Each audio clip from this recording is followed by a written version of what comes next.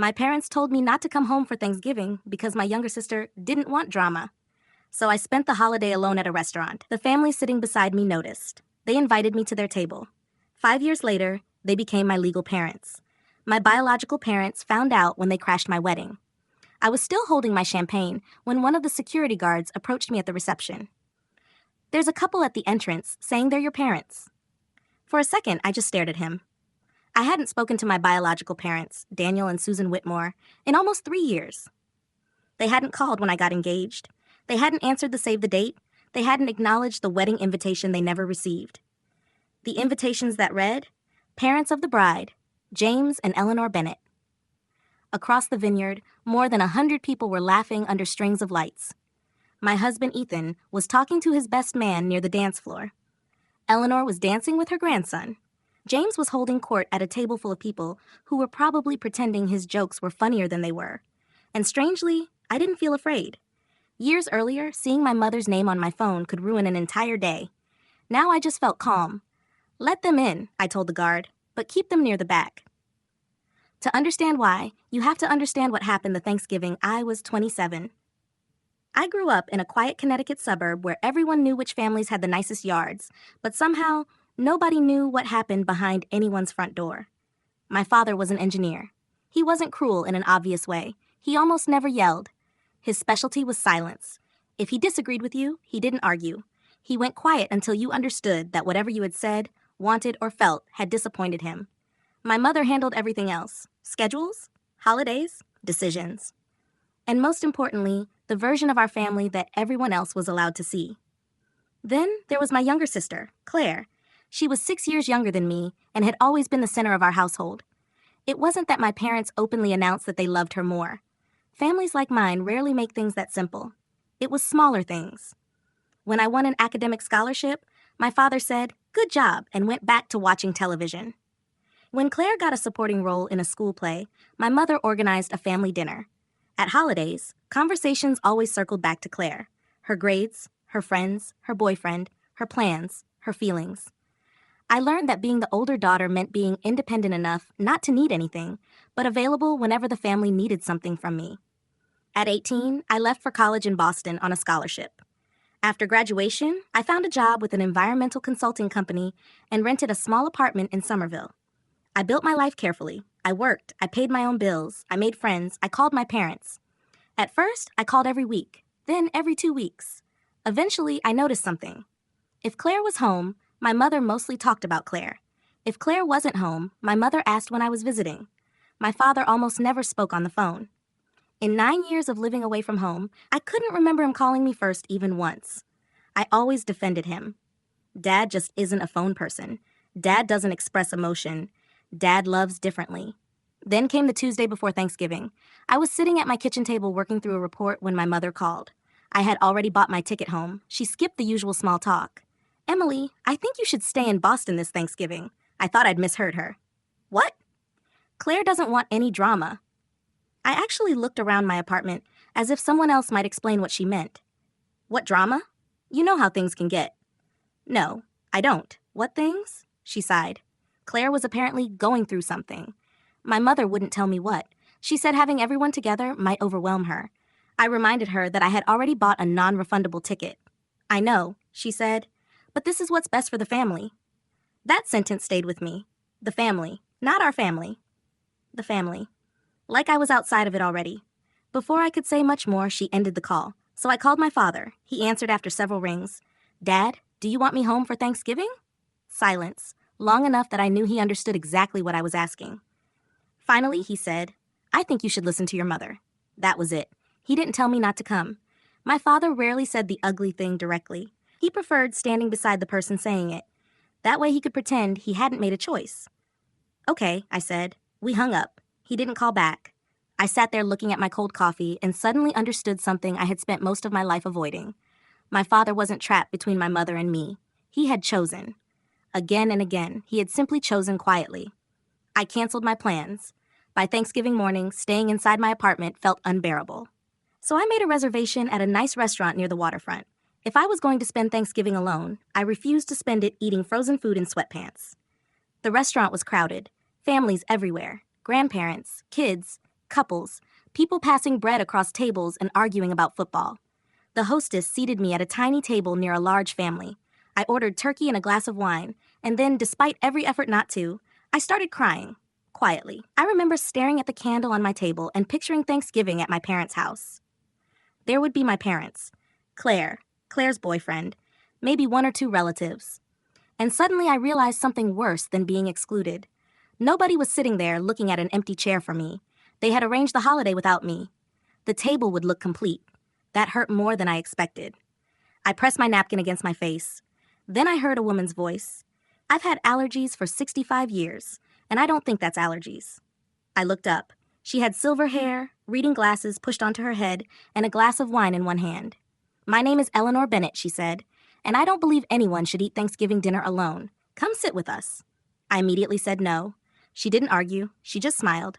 The invitation stands. Then she returned to her table. I stayed where I was. Maybe 5 minutes later, an older man approached. He put another glass of wine beside mine. I'm James. Eleanor sent back up. I laughed despite myself. He pointed toward their table. Also, they've stopped laughing at my jokes. I need fresh material. That was how I ended up spending Thanksgiving with the Bennetts, Eleanor and James. Their son Ethan, who had recently moved back to Boston after several years in Seattle. Their daughter Maya and her husband, and Maya's toddler Noah, who spent most of dinner trying to feed mashed potatoes to anyone within reach. Nobody interrogated me. Nobody demanded to know why I was alone. They simply made room. Ethan asked what I did for work and actually listened to the answer. James told terrible jokes. Eleanor kept adding food to my plate. By dessert, I had stopped checking my phone. I stayed until the restaurant was nearly empty. When we finally left, Eleanor hugged me. Ethan walked me outside while I waited for my ride. You're coming to Sunday dinner, he said. I laughed. Your mother doesn't even have my number. She'll find a way. She did. Eleanor called me the following week. I went to Sunday dinner. Then I went again and again. Eventually, nobody really invited me anymore. I just showed up. That was how the Bennetts became my family. Not through one dramatic moment, through repetition. Sunday dinners, birthday calls, Eleanor texting to ask if I had eaten, James insisting I needed to learn how to change a tire even though I already knew, Maya sending me ridiculous memes during work, Noah learning my name, and Ethan remembering how I took my coffee after hearing it once. It took me a long time to understand how unusual that felt. In my biological family, love had always felt conditional. With the Bennetts, nobody seemed to be keeping score. Eventually, I told Eleanor everything. The Thanksgiving phone call. Claire, my parents. Years of feeling like an extra person in my own family. She listened without interrupting. When I finished, she said something I remembered years later. Blood makes relatives. It doesn't automatically make a family. Meanwhile, my biological family continued without me. Claire got married the following summer. 2 weeks before the ceremony, she sent me a text. Small wedding. Immediate family only. I wasn't invited. A week later, photographs appeared online. My parents, Claire, her husband, several friends, cousins, people who apparently qualified as immediate family more than I did. Nobody mentioned my absence. Nobody wrote, "Wish Emily could be here." It was as if there had never been an older daughter. This time, I didn't cry. I saved the screenshots. I think part of me had finally learned that when you grow up around people who constantly revise what happened, keeping evidence becomes a strange kind of comfort. My mother mailed me a Christmas card that year. No explanation, no apology, just Merry Christmas. I sent one back. Some part of me was still waiting. Maybe they would call. Maybe my father would finally say something. Maybe Claire would explain. Nobody did. My birthday passed. Nothing. Then another Christmas. Almost nothing. Eventually, I stopped reaching out. During all of this, Ethan and I had become close, then closer. 14 months after the Thanksgiving when I met his family, he took me back to the same waterfront restaurant. He proposed before dinner.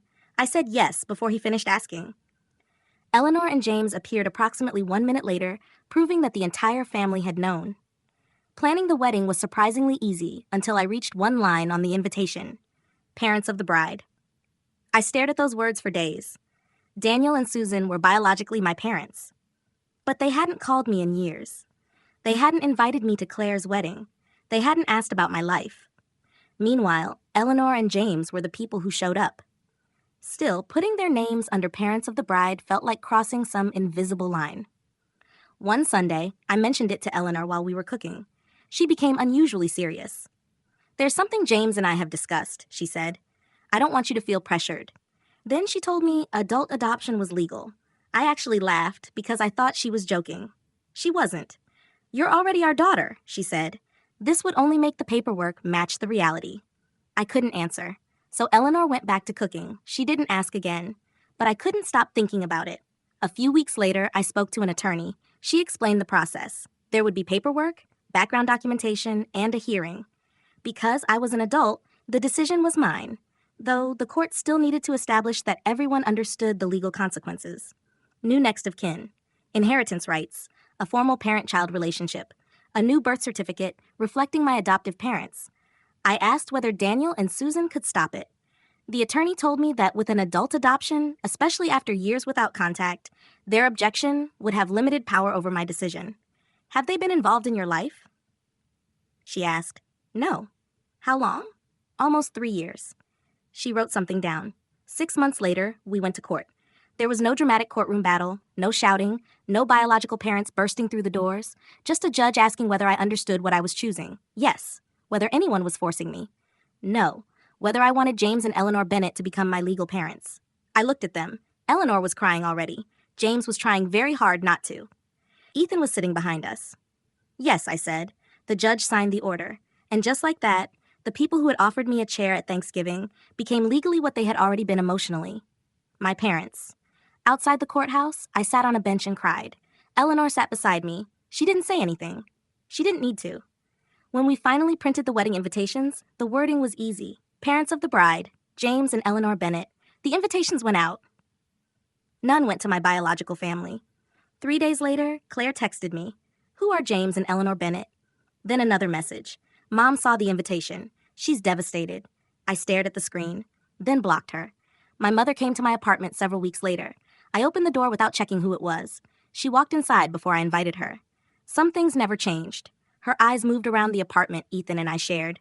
Our photos, my plants, a drawing from Noah on the refrigerator. Then she stopped at a picture of Eleanor and me. "Who are these people?" "My parents." Her face changed.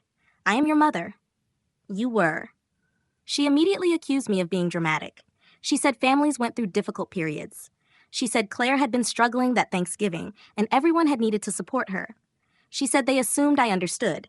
Then she said something that almost made me laugh. "You can't replace your parents."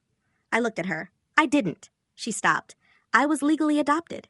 For once, my mother had no prepared response. "It went through court," I continued. "A judge signed it. James and Eleanor are legally my parents." She stared at me. "You did that without telling us? You stopped speaking to me." "That isn't true. Mom, you excluded me from Thanksgiving, then Claire's wedding, then neither of you contacted me for years. That was different." "No, it was consistent." Her face crumpled slightly. "I missed you." And the worst part was that I believed her. I think she really had missed me. But missing someone isn't the same thing as choosing them. "I believe you," I said. "But you had years to choose me. You didn't." I opened the door. "I didn't get adopted to punish you. I did it because these people became my family while you were busy proving I wasn't part of yours." She left. 2 months later, I got married at a vineyard in Napa. Eleanor and James walked me down the aisle together. James cried openly. Eleanor kept squeezing my arm. When we reached Ethan, James hugged him so long that people started laughing.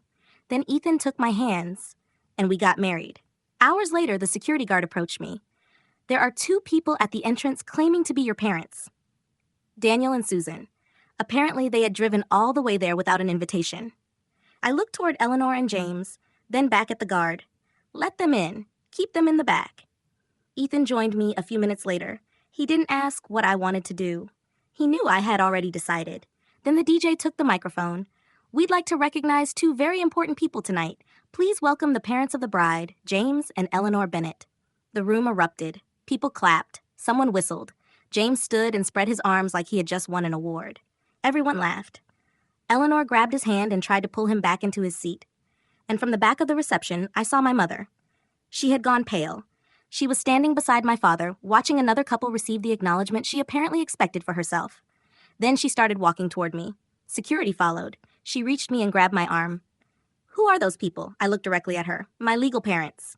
Her grip loosened. "What?" "I was adopted." She stared at me. "When?" 2 years ago." James had noticed what was happening. He walked over. My mother looked from him to me. "You stole our daughter." James didn't raise his voice. He simply said, "Nobody stole her." Then he looked at my parents. You left a seat empty in her life. We offered her one at our table. My mother opened her mouth, but nothing came out. Security moved closer. I looked at her one final time. This isn't revenge. I didn't arrange my life to embarrass you. She was crying now. I built a life with the people who showed up. I glanced toward Eleanor. This is my family. What happened after that Thanksgiving wasn't punishment. It was the consequence of the choices all of us made afterward. Security escorted my parents toward the exit. My father never said a word. That felt appropriate. I watched them leave for maybe 3 seconds. Then I turned around. Ethan was standing on the dance floor with his hand extended. I took it. We danced. James dragged Eleanor onto the floor. Noah was dancing like a maniac. Maya was laughing. Everywhere I looked were people who had chosen to be there. I never looked toward the entrance again. Months after the wedding, we were having dinner at Eleanor and James's house.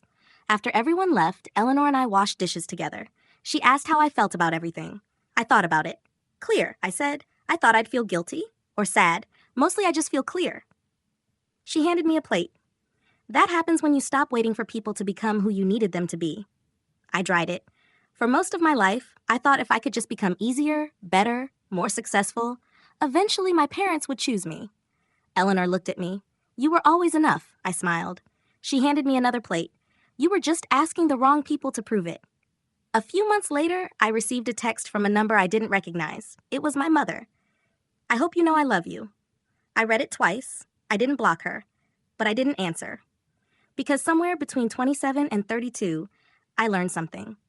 Love isn't only something you say, it is something you repeatedly choose. It looks like making room at a crowded table, calling someone the following week, remembering how they take their coffee, showing up for birthdays, walking them down the aisle, signing papers in a courthouse, because you want the law to recognize what your heart already decided. My biological parents taught me what it feels like to keep waiting for a seat. The Bennetts taught me something better. Sometimes family isn't the table you were born into. Sometimes it's the table where someone looks up, notices you're alone, pulls out a chair and says, "Come sit with us."